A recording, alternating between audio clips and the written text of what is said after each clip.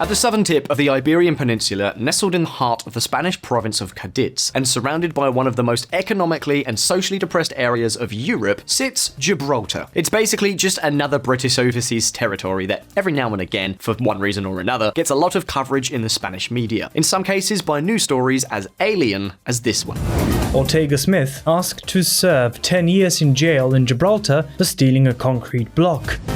Smith Vox tells the pirates of Gibraltar that he is not intimidated by their arrest warrants. The Rock lives off crime. Spain considers this small city of just 34,000 inhabitants as the last possession or colony of the United Kingdom on the European continent. Why? Well, you see, the sovereignty of Gibraltar was handed over by the Spanish to the British through what is known as the Treaty of Utrecht in 1713. The treaty was part of the peace settlement after the War of Spanish Succession that brought the Bourbons to power. Despite this, disputes and territorial claims over the city, the waters surrounding it, or part of the territory it occupies have continued to this day. Now, why on earth are we at VisualPolitik talking about a tiny, seemingly inconsequential place? Who really cares about Gibraltar? Well, what if I were to tell you that the Rock has become one of the richest and most prosperous territories in the world? Listen up.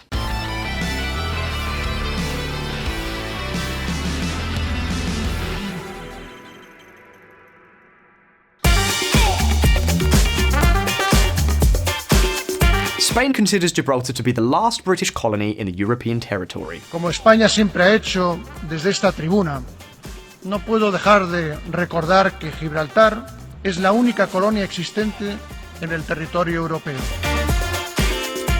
However, to be fair, this is a definition that has more holes in it than Swiss cheese. For example, the Gibraltarian executive is currently led by this man, Chief Minister Fabian Picardo, a man who, along with his government team, enjoys a degree of independence and almost total self-government in terms of the territory, including being able to develop regulations, taxes, and rules that are completely different from those to the rest of the United Kingdom. In addition, and despite having only 34,000 inhabitants, Gibraltar also has its own constitution. Its last reform was carried out in 2006. And the truth is that, with each reform, the British governor has been losing sway in favour of local authorities. So much so that we could basically say that it is a territory that is de facto largely independent. As if that were not enough, in 1967, 99.64% of Gibraltarians voted in a referendum in favour of remaining under British sovereignty. And in another referendum in 2002, no less than 98.97% of Gibraltarians rejected shared sovereignty with Spain. So while so many politicians in Spain insist on labelling it a colony, the reality seems very different. However, despite its small population, the issue of Gibraltar once again dominated the front pages and the political debate in Spain in 2016. Why? Well, listen up. After Brexit, the Spanish flag is now much closer to Gibraltar. José Manuel García Margallo y Marfil, Spanish foreign minister between 2011 and 2016. Exactly. Brexit changed everything. The result of the referendum in Gibraltar was resounding. No less than 95.9% of Gibraltarians, also known as the Llanitos, opposed it, which is not at all surprising. The fear of being isolated and suffering losses of all kinds due to border barriers pushed the Gibraltarians to join the campaign against Brexit. For example, Gibraltar's economy depends to a large extent on the more than 9,000 Spanish workers who cross the border every day to work in this British territory. So you can imagine the degree of integration that exists. Despite this, the UK's departure from the EU club is already a reality, and that has made us on VisualPolitik ask ourselves a few questions. What exactly does the future hold for Gibraltar? And what on earth does the Rock make money from? And pay attention, because I think the answers are going to surprise you. Because, as I said before, Gibraltar has become one of the most prosperous places in the world. Listen up. The most prosperous rock? Gibraltar has become a tremendously prosperous area, and what can I say? That is something that really stands out. Entering Gibraltar means experiencing an abysmal difference with respect to the socio-economic situation of the Spanish territory that surrounds it. It is practically like going from one world to the next. While entering Gibraltar means being confronted with luxury towers and developments under construction, high-end cars, booming businesses, and an unemployment rate of less than 1%, the situation on the other side of the border is completely different. There is, for example, the case of La Línea de la Concepción. La Línea de la Concepción is a Spanish city that borders Gibraltar. We are talking about a city suffering from a very complicated economic and social situation. In fact, it is regularly featured on television programs focused on issues of crime, marginality, and narcotics. With around 70% youth unemployment in some depressed neighborhoods, the city and all its surrounding region, the Campo de Gibraltar, are the breeding ground of drugs trafficking and insecurity. It is estimated that more than 3,000 people are involved in the trafficking of narcotic drugs arriving from Africa. Along with this, smuggling of alcohol, tobacco, and public subsidies are some of the main income-generating activities in the area. Evidently, the differences are noticeable all around. Do you want some examples? Well, look at this. While in La Línea, the average salary barely exceeds $20,000 or 17,000 euros per year, just a few thousand feet away, in Gibraltar, this average salary is more than double, exceeding $42,000 or 36,000 euros. And take note, because if we use other statistics, such as investment or productivity, differences are even greater. In fact, we only need to take a look at the economic production of this territory to understand exactly what we're talking about.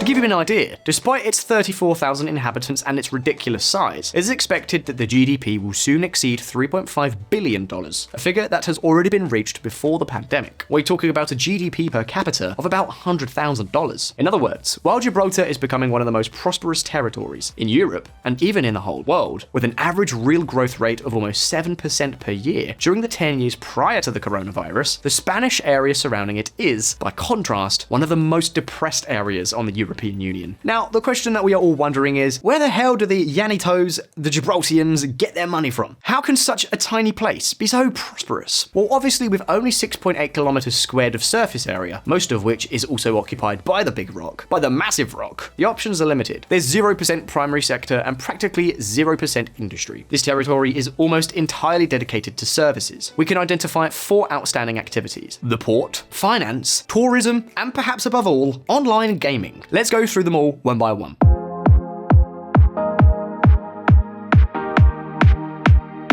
Gibraltar is one of the main ports in the Mediterranean Sea for the reloading of fuel, known as bunkering, which constitutes between 85 and 90% of the port's total activity. Its leadership in this area is largely due to the fact that the refueling of merchant ships in Gibraltar is tax-free. The second major activity in Gibraltar is finance and insurance, an industry that the local government has been promoting for years. So much so that despite being such a small place, around 20 international banks have headquarters or branches there, where they are almost exclusively dedicated to the management of offshore financial assets. Gibraltar is not a tax haven, but it has brought agile regulation and moderate taxation to the table. For example, it does not tax capital gains and was one of the first jurisdictions on the planet to create a regulatory framework adapted to fintech. Another example, its relatively low corporate income tax, currently at 12.5%, has helped many companies to establish their headquarters here, to the extent that there are some 15,500 companies registered in this small territory of 34,000 inhabitants. Then there's tourism, another major attraction of this place.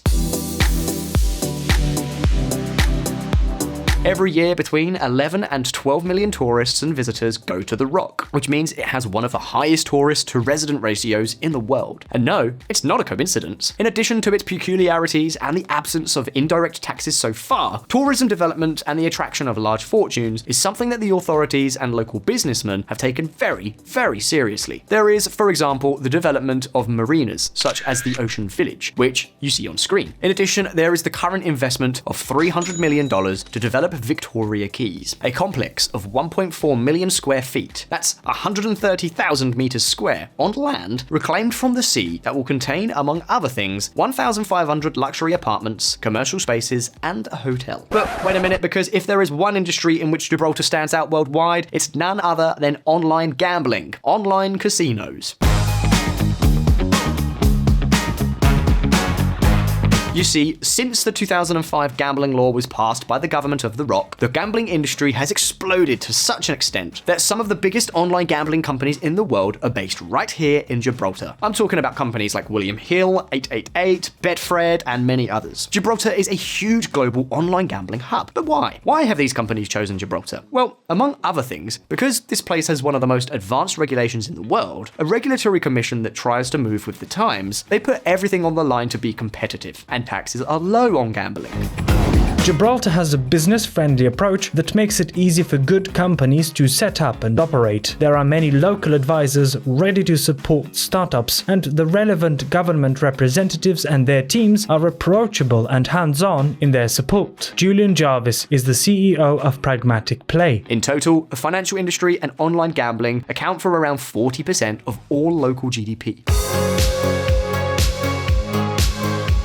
As we've seen on other occasions, one of the great advantages of these micro-jurisdictions is that both the authorities and the population itself have many incentives to exploit their competitive advantages. So much so that they usually behave almost like companies with a mission: to adapt to the times as quickly as possible and maximize the creation of economic activity. And that is precisely the case of the Rock, of Gibraltar, whose government may have many flaws, but not only does it constantly adopt advanced and competitive regulations for the professional services industry, it also works hard to attract companies and investments to move forward with high-value projects and to improve the local ecosystem. For example, despite having only 34,000 inhabitants, in 2015, Gibraltar began operating its own value market, the Gibraltar Stock Exchange. The results are plain to see. However, wait a minute, because now Brexit has created a turning point. And the question we can now ask is, to what extent can Gibraltar lose or gain from all this political revolution? Listen up. After the UK, after breakfast. Not breakfast. That'd be Brexit. Yes, a chaotic breakfast that will damage our economy. Okay, let us stay with the theme of breakfast. We will make Brexit a success. This worldwide export drive saying breakfast? Oh my lord! The Rock after Brexit. Despite what many believe, the truth is that, so far, in practice, Brexit in Gibraltar has not been noticed too much, apart from the replacement of the European flag by the Commonwealth flag. This was because the terms of the United Kingdom's exit from the European Union did not apply to Gibraltar, the status of which was agreed to be negotiated separately. And precisely, to avoid a hard Brexit that would have meant many obstacles for both the Rock and for the Spanish workers and suppliers who live in this British enclave after the agreed transition period, the governments of the three parties involved, Spain, the United Kingdom and Gibraltar, promoted the so-called New Year's Eve Agreement. It's a political agreement that, as you can guess from the name, came about in extremis on 31st of December 2020. No hay plan B. Quiero decir, aquí lo que hay es o un acuerdo entre el Reino Unido y España o una frontera externa de la Unión Europea. Es que no hay plan B. The New Year's Eve Agreement was the first step to completely changing the situation of the Rock with its surroundings. The agreement reached, which now has to be finalised with the European Union, includes the free movement of people and goods, which means incorporating Gibraltar for the first time to the Schengen area. This will entail the disappearance of the fence, popularly known as La Verja, the customs crossing and the controls that existed at the border between Spain and the British territory. But that also means that British citizens will have to pass a passport control to enter Gibraltar, something that other European citizens will not have to do. In fact, migration control of the Gibraltar port and airport will be under the control of the European Union, specifically Frontex and the European Border and Coast Guard Agency. And not only that, in theory, the customs and foreign trade policy of the European Union will also apply in Gibraltar, which will also affect any products coming from the United Kingdom. The Gibraltarian authorities will also have to implement regulatory changes to bring them into line with EU rules on, for example, VAT or excise duties. In other words, although it will remain under British sovereignty, the Rock will be more closely linked than ever to EU policy. Obviously, friction is guaranteed. Without looking too far, on 20th of July 2021, the European Commission presented the draft that will lay the foundations for the negotiation of the future relationship between the two parties once the 4-year transitional period has passed. Among other things, this draft envisages that border control will no longer be in the hands of Frontex, but directly under the control of the Spanish authorities and their security forces, a proposal that quickly caused the fury to erupt. UK clashes with EU over Gibraltar's post-Brexit status. The Foreign Secretary has accused the EU of seeking to undermine the UK's sovereignty over Gibraltar. And take note, because in Gibraltar, the debate is inevitable. While the government defends the agreement with the European Union, much of the opposition is not so clear. They are afraid that the EU rules and requirements may end up eroding local prosperity. At VisualPolitik, we'll be keeping an eye out. But for now, it's your turn. What do you think about Gibraltar? And will this tiny place become a global reference? From what you've heard, what do you like? And what don't you like? As always, leave us your answers in the comments below. And if you found this video interesting, then don't forget to hit that like button too. Thank you very much for being here, and I'll see you in the next one.